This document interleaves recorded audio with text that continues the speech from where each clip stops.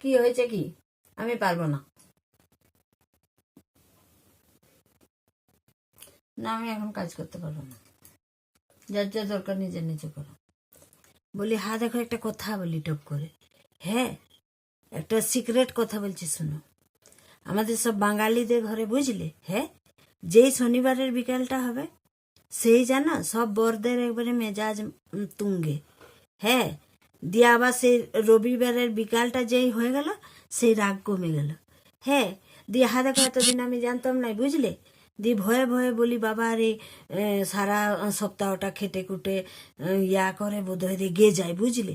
তা লয়, এটা একটা শর্ট টার্ম বচত যোজনা হচ্ছে।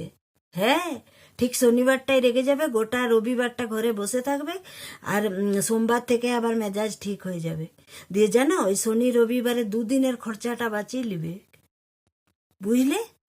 তোমাদেরকে বলে রাখছি। হ্যাঁ, দিয়ে হ্যাঁ দেখো আমি নিজে ভয়ে মরি, বলি কোথায় ভুল হলো, কি হলো না হলো।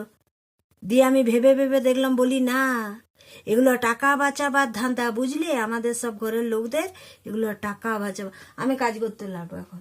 আমার সোম থেকে শুক্র পর্যন্ত মেজাজ গরম, যাও।